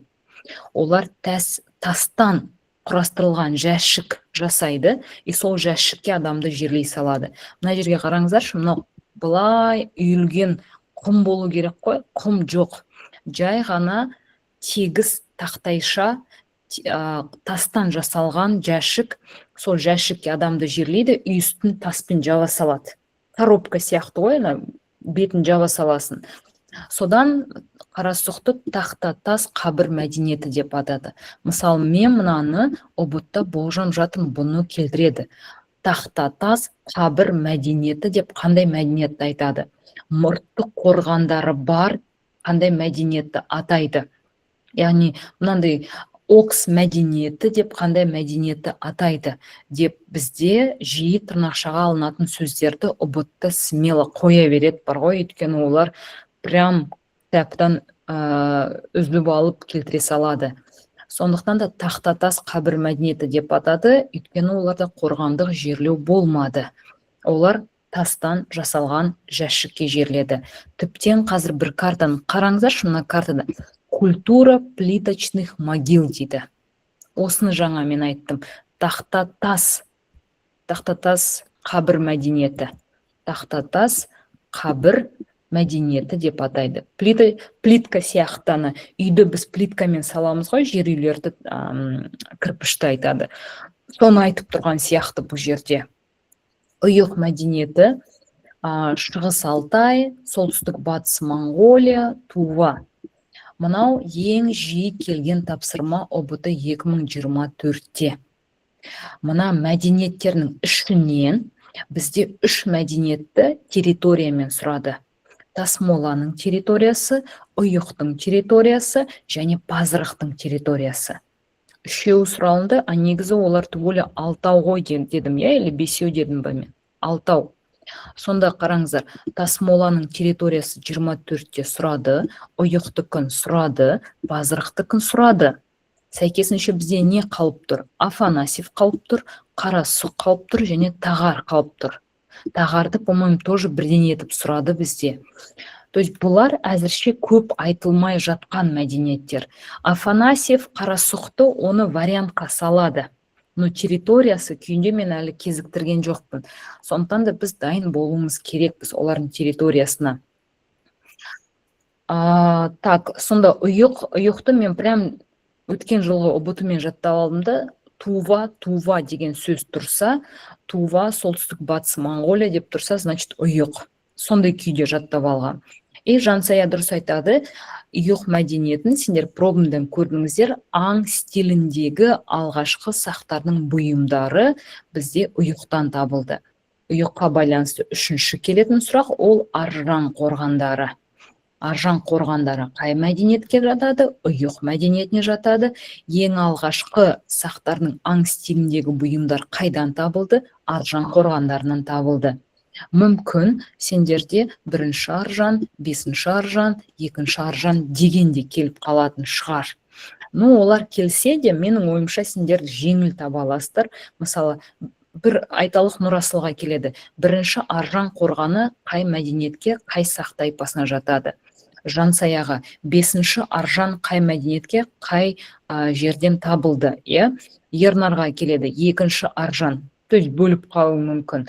Бірақ бәрібір қандай сан келсе де, ұйық, Тува, Аржан дейді. Әне, Жансая, уже жаттап алдым дейді. Ұйық, Тува, Аржан, необычный аттары. Яғни, сондай күйде, яғни еске сақтасақ, ұйық, тұйық деген сөзбен келіп жатыр, маған бар ғой. Тува, ұйық, тұйық, Аржан. Аржан деген есім бар ғой. Менде бір оқушы болды, Аржан деген есімді.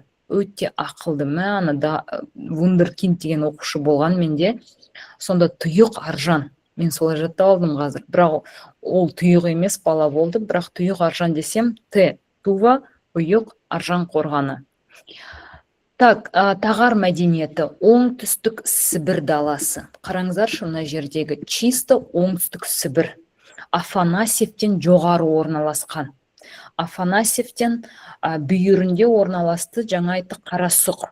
Афанасьевтен төмен орналасқан, олар мына пазырықтар болып табылады, бізде. Ең алыс ол бізде ұйықты айтуға болады.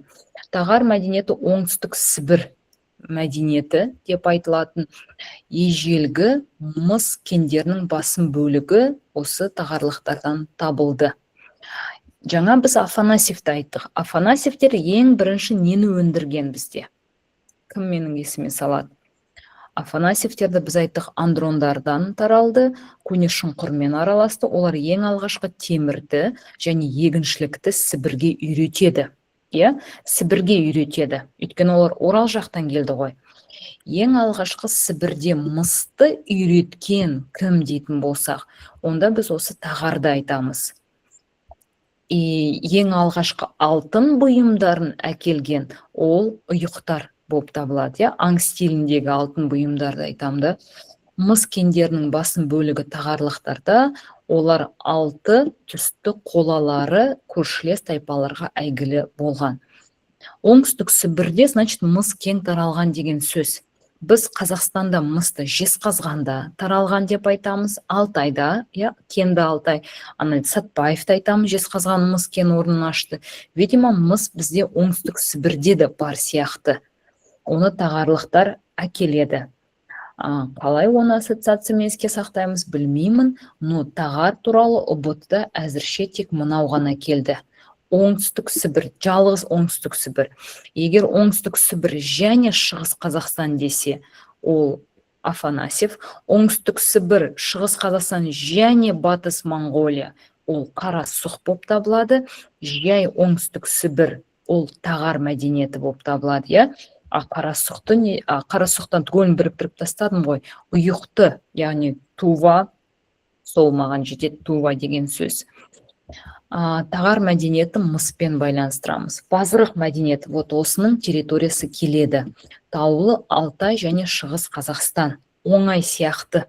Таулы Алтай және Шығыс Қазақстан, пазырық Туваныкі. Тува ол ұйық деген сияқты. Пазырық мәдениеті бір болжам бойынша ол Афанасьевтің мұрагері, басқа бір болжам бойынша Беғазы Дәндібайдан таралды. Себебі олардың территориясы жағынан пазырық жақын екеуінеді. Біріншіден, пазырық Қазақстан мен Монғолияның қақ ортасында орналасты. Монғолия және Қытай, қарасаңыздар, Қытайдың солтүстігі бізде орналасқан.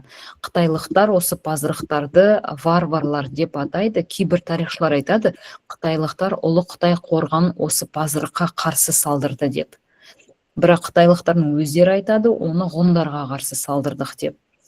Пазырық ол территориясы жағынан Шығыс Қазақстан болғандықтан Беғазы Дәндібайға жақын.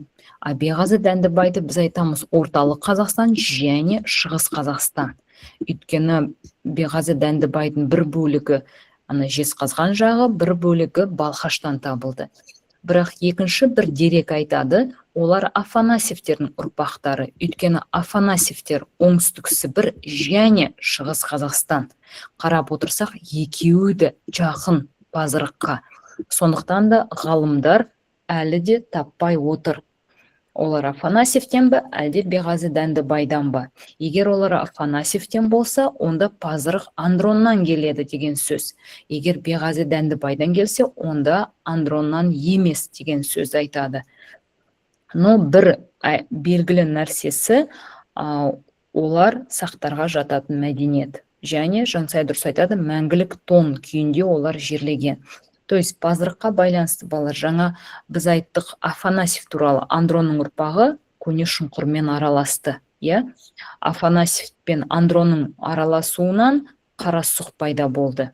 Пазырық не ол Афанасьев, не ол Беғазы Дәндібай. Түгелін картамен елестетеміз оларды. Жай сөзбен сендер жаттай алмайсыңдар оны. Только карта, визуализация, көз алдыға елестету, түсіну, логика және жаттығу. Так, Пазырық халқы туралы Қытай деректері кездеседі. Жаңа біз айттық қой, ең алғашында сақтар туралы үшінші бір дерек, ол Қытай деректері С деп атаған. Менің ойымша осы Қытайлар сақтар туралы айтқан кезде осы Пазырық туралы айтқан сияқты. С тайпасы деп мүмкін, және оларды солтүстіктегі варварлар. Бірақ біз білеміз, қытайлықтар солтүстіктегі варварлар деп ғұндарды да атаған, түріктерді де атаған. Бір сөзбен айтсақ, бүкіл көшпелі халықтарды солай атаған. Егер де сендерде Пазырық мәдениеті туралы осындай бір тапсырма келіп қалса, әзірше Пазырық туралы бұндай тапсырма келген жоқ. Пазырық туралы қандай дерек бар? Қытай. Басқа мәдениеттер туралы ешқандай да дерек жоқ, байқадық па? Ешқандай да ешкім ештеңе айтпаған, қола темір дәуірі. Тек қана Пазырық туралы ғана бізде айтады, Қытайлар бірдеңе айтты деп. Мәңгі, олардың ерекшелігі мәңгі тон жағдайында жерленді, обалары ағаш бөренеден жасалған қорғандар. Қараңыздар, ағаш жәшік жасаған, яғни Қарасұқ сияқты ғой. Қарасұқтан, скорее всего, үйренді ағаштан жәшік жасауға. Мына жердегі жәшікті қарасаңыздар, андай избушка сияқты жасаған ғой, орыстардікі. И олардың қорғандары тасмолаға кішкене ұқсайды, екі қабатпен жасаған оны. Яғни қарасаңыздар, төменгі қабаты бар, ортаңғы қабаты бар, жоғарғы қабаты бар. Жылқыны бірге жерлеген бұл жерде. Ағаштан жасап, оны мәңгілік тон жағдайында жерлеген, еще тату салған дейді адамның мумияларына. Андай мумияны елестететін шығарсыздар, оны матамен дуылын жабады, сосын үстінен сурет салады. Оларда сурет салды ағашқа. Бұнда да ағашқа қазір. Мына суретті қараңыздаршы. Мынау ағаштан жасалған жәшік, ішіндегі жерленген адам, и сыртты суреттермен безендірілген. Осыны айтады тату салған деген сияқты күйде. Бұны әдейі салдырды, ана Тиграхаудағы сақтарға ұқсатсақ, бұл, яғни, ол жануардың рухы ма, бұл суретпен берілген жануардың рухы оны келесі бір әлемге апарады деп солай елестеткен екен. Немесе мынандай жәшікті көруге болады, мына жылқылары бір бөлігіне жерленген. Мына жерге, менің ойымша, мына жерде екі адам жерленген сияқты. Мүмкін күйеу қайтыс болып, әйелін бірге тіріде жерленген шығар. Мына жердегі бұйымдары, ана ыдыс аяқ көрініп тұр бұнда. Бүкілін бір жәшікке салып, и жерге көмген. И жерді қазған кезде, балалар, жерді, ана жердің үстіңгі бетінен елестетіңіздер. Бізде адамды жерлеген кезде жерді бір 1-2 метрдей шығар қазатын, мен оны білмеймін неше қазатынын. Әйтеуір олар жерді қазған кезде тереңінен қазған. Өйткені жерді қазған кезде бір 5-6 метр тереңдікте бар шығар, уже мәңгі тон басталатын, андай сап салқын деген жер. Солай олар терең қазған, сол жәшікті қойған, үстінен көміп тастаған. Сондықтан да олардың мына нелері, қараңыздаршы, мынау ағаш сақталған, шірімеген, ана құрт құмырсқалар жеп қоймаған ағаш сақталған. Сонда ағаштың сақталуына, бұл жердегі адамның денесінің сақталуына, тіптен жылқының ішіндегі ішкен асының өзінің сақталуына әсер еткен, өйткені ана құмның айналасындағы құмның барлығы мұз болып тұрған жерге жерлеген екен. Дұрыс айтасың Жансая, адамның еті сақталған. Әдетте адамды жерлеген кезде біраз уақыттан кейін тек сүйегі ғана қалады, өйткені етінің түгел ана құрт құмырсқалар түгел жеп қояды ғой, шіріп қалады. Бұл жерде адамның еті сақталған, тіптен ана жылқылардың еттері сақталған, терілері сақталған, и жылқының асқазанындағы соңғы жеген тамағы сақталған деп айтады. Нелер тарихшылар асқазанындағы табылған тамақ арқылы олар анықтаған нешінші мыңжылдықта бұлар өмір сүрген. Өйткені технологиялар бір бар, биотехнология шығар, ана ішіндегі асқазандағы шөптің уақытын тапқан, қашан бұл шөп өскен. Содан олар тапқан бұл жылқы қашан өмір сүрді, бұл адам қашан өмір сүрді деген сияқты. Сондықтан мен мысалы елестете алмаймын, қаншалықты терең олар жерлеу керек.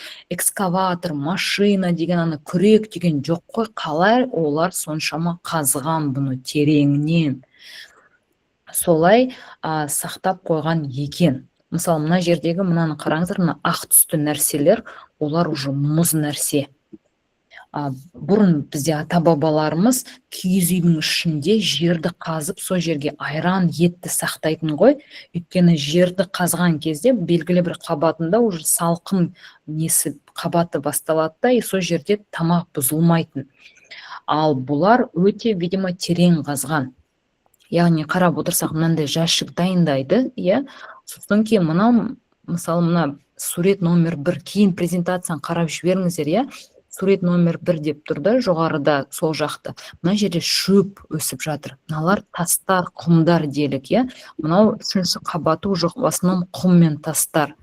Мынау, не знаю, мынаның білмеймін, мынау тереңдігі қанша болу керек сонда.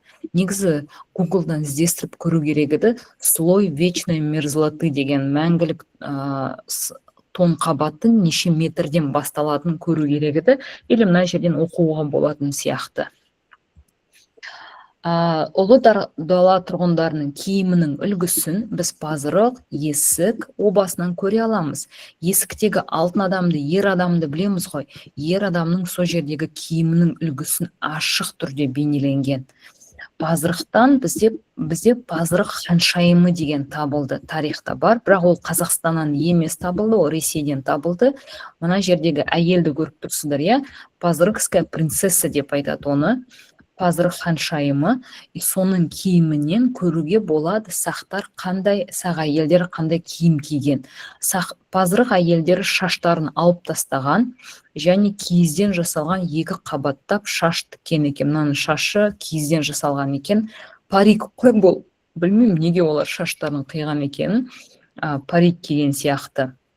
Және аржан қорғандарынан да киімдердің үлгісін көруге болады. Аржаннан, видимо, не только алтын бұйымдар, сонымен қатар киім үлгілері де табылды. Сондықтан да ұлы дала мәдениетінің киім үлгілерін қай сақтың ескерткіштерінен, қорғандарынан көруге болады деген кезде, менің ойымша есік болмайды вариантта, өйткені ол слишком легкий, өте оңай. Ұлы дала тұрғындарының киім үлгілерін пазырық және аржан қорғандарынан көруге болады. Пазырық тағда әйгілі бізде өзінің кілемімен, пазырық кілемі деп айтады. Осындай күйде қараңыздар, почти 80% бұзылмай сақталған. Адамның денесі, жылқының асқазанның өзі сақталса, конечно, кілем де сақталады бұзылмай. Хотя кілем ана жүннен жасалды ғой, жүн ол бізде андай бұзылатын нәрсе, жүннен біз нәски кисек, ол да бір тозады ғой, жыртылады ғой, бұнда дәл сондай. Тозады, жыртылады, шірейді, бірақ бұл шіремей осындай күйде сақталған. Әлемдегі түкті кілемдердің алғашқылары. Түкті не екен білмеймін мен, бірақ кілемдердің алғашқылары деп тұр. Пазырық қорғандарының бірінде мәңгілік тонның арасында жақсы сақталған. Реконструкциясы мынандай. Яғни суретін көргілерін келсе, почему-то бұғыларды көп салған екен олар, жылқыларға қарағанда. Жаңа адамның жерленгенін қараған кезде тоже бұғылар бұл жерде салынған. Орманда тұрған шығар олар, жүнді дейді. Бүкті деген ол жүнді. Менің айтып тұрған, жүннен, жүн деген киіз ғой, сонда ол жүннен тоққан кезде ол киізге айналып кетеді ғой. Сонда жүн де әлсірейді, иә, жүннен тоқылған нәски кисек, менің ойымша оның ана табан жағы ол тозады 1-2 жылдан кейін. Бұл да дәл сондай болған екен. Жануарлар көп бейнеленген. Сыртқы саясаты балалар, мен 1 сағат қана өткізем десем, уже асып кетір, сен шаршаған шығарсыздар. Сыртқы саясаты бойынша айтқан, көп тоқталмаймын. Сақтар туралы біз білу керек деген адамдар, иә, сақ ойшылы Анахарсис. Анахарсистің айтқан сөзі заң жайлы, әділеттілік жайлы, қоғамның немен мемлекетпен қалай араласатын жайлы сөздері бар. Ишпакайдан кейінгі өмір сүрген Зарина, Заринадан кейінгі өмір сүрген Томирис, Томиристің мұрагері Спаргапис, Спаргапис пен Томирис қайтыс болған соң Скунха Дарийдің қолынан қайтыс болады. Осы Скунханы мен тұтқындадым деп суретінде көрсеткен ғой. Бірақ Скунха қайтыс болса да сақ тиграхаудалар Дарийді жеңеді шырақтың көмегімен, иә. Және соғды жауынгері Спитамен бізде бар. Македонскиймен күрескен деп айтатын. Сонда сақтарға қатысты келетін осы адамдардың есімдері. Так, хронологиялық тізбекті егер де елестетсек балалар, Ишпакайды бізде сақ тайпаларының саяси тарихында ең бірінші айтады. 1% рядком қалыпты ғой. Мен мынадан шығайшы. Ишпакай туралы бірінші бізде айтады БЗБ 670 жылы, яғни 7-ші ғасыр, иә, біз білеміз сақтар 8-ші ғасырдан бері өмір сүрді. То есть Ишпакайға дейін сақтар туралы ақпараттар әзірше жоқ, мүмкін тағы бір ақпараттар табылады. Өйткені Қазақстан қазір шетелдік нелер түгелін зерттеп жатыр. Ишпакай Ассирия деген мемлекетпен соғысады. Және сол жерде қаза табады. ДЖТ тарихын оқитындар біледі. Ассирия бұл дүниежүзі тарихындағы ең алғашқы әскери мемлекет болған, әскері мықты болды. Сондықтан да Ишпакай жеңіледі. Ассирия мен скифтер арасында келісім жасалынып, сосын олар құдалық жасасады, иә. Егер де айтылса, немен аяқталды? Құдалықпен аяқталды. Мына 7-ші ғасырдан кейін кететін 7 мен 6-шы ғасырларда Зарина деген сақ патшайымы өмір сүрген. Және мына ассириялықтардан жеңіліп, келісімен аяқтаған соң, сақ скифтер Мидия деген патшалықпен соғысады. Мидия, Ассирия, Египет, Вавилон деген мемлекеттер түгелі парсылардың көршісі болған. Парсының ана батыс жағы. Біз парсының шығыс жағында орналасқанбыз. Сонда елестетсек, яғни Қазақстан орналасқан, Иран орналасқан, немесе парсы, иә. И мына жақта бізде Ассирия бар. Ассирия ол қазіргі кездегі Ирак мемлекеті. Одан кейін Вавилон бар. Қазіргі кездегі тоже Ирак болып табылатын, иә. Сосын кейінгі мына жерде Мидия орналасқан, и Мидиядан кейін сразу же Египет кетеді. Мына жерде оларда неме бар еді? Қара теңіз бі? Жоқ, жерорта теңіз ғой деймін. Мұнда өйткені тағы да нелер болды. Финикийлықтар өмір сүрді, мына жақта Урарты өмір сүрді. Короче, скифтер деп мына жақтағы да скифтерді айтады. Иә, Қазақстандағы ғана сақтарды скиф деп атамайды, еще мына Европа жақтағы. Сонда олар Европа жақтағы скифтер соғысып отырғанын айтады. Сосын біз хронология бойынша мына жақтағы сақтар Қазақстандағы скифтерге ораламыз. Бұнда уже бізде Томирис патшайымнан бастаймыз. Томирис ол Кирмен соғысады 530-да, және Кирді жеңеді. Кирдан кейін оның баласы Дарий келеді. Яғни Кир массагеттерге жорыққа шықтым деп Геродот айтты, ал Дарий тиграхаудаларға шықтым деп кетеді. Және тиграхаудаларға келген кезде Дарий Сырдария арқылы өтеді. Сол кезде ол соғдылықтарын сыртындағы сақтар деп атап кетеді сақтарды. Сырдария арқылы өтіп Скунханы тұтқындайды. Скунханын тұтқындап, ол өзінің Бехистің жазбасында міне мен сақ тиграхаудаларын көсемін тұтқындадым деген көрсетеді. Бірақ орта жолда ол Шыраққа кезігеді, Шырақ оны адастырып, соңында Дарий әскерінің үлкен бөлігінен айырылып, қайтадан парсы жеріне оралады. Бірақ Бехистун жазбасында мақтайды: мен тиграхаудаларды жердім, қырдым, сойдым деген сияқты, иә. Қазақ тарихшылары қазір оны теріске шығарып жатыр. Солайша бұл 519-518 болады. Бірақ ол айтылады сақ хаумаваргаларды тұтқындап әкетті деп. Содан оның қолында 10.000 ажалсыз деген сақтар тұтқындалып қалады. Бірақ ол тиграхаудаларды тұтқындаған жоқ. Өйткені Дарий тиграхаудаларға баратын жолды таба алмады Шырақтың кесірінен. Бірақ ол кері қайтып бара жатқан кезде сақ хаумаваргаларды кейбір тарихшылар айтады сақ барадарайларды тұтқындады деп. Өйткені елестетіңіздер, ол мұны деді орталық Қазақстанға ғой дейм, Шырақ оны адастырып жібереді. Солай ол кері бара жатқан кезде орта жолда бұл жердегі барадараяларды, бұл жердегі хаумаваргалар тұтқындап әкеткен. Содан оның қолында 10.000 ажалсыз сақтардың әскері болады. Сол 10.000 ажалсыз әскерді ол марафон шайқасында пайдаланады Дарий. Пайдаланады гректерге қарсы соғысу үшін деп айтады. Одан кейін Дарийден кейін оны Ксеркс пайдаланады, бұл сақтардың әскерін тоже гректерге қарсы. Сосын гректер келеді. Гректер, яғни парсылар гректерге соғыса берді, марафон дейді, иә. Ксеркстің кезіндегі қалайды тағы 3 шайқас бар ол жақта, грек парсы соғыстарында. Сол шайқастардан кейін гректер енді парсыларға жорық жасайды. Вот гректер парсыларға қарсы шыққан кезде Македонский басқарады әскерді, ол мына жақтан келіп тура бізге келеді. Бізге келеді, Бактрия, Хорезм, Кушан деген сияқты жерлерді ол жаулап алады и сақтарға шабуыл жасайды. Бірақ ол Сырдария арқылы өте алмайды.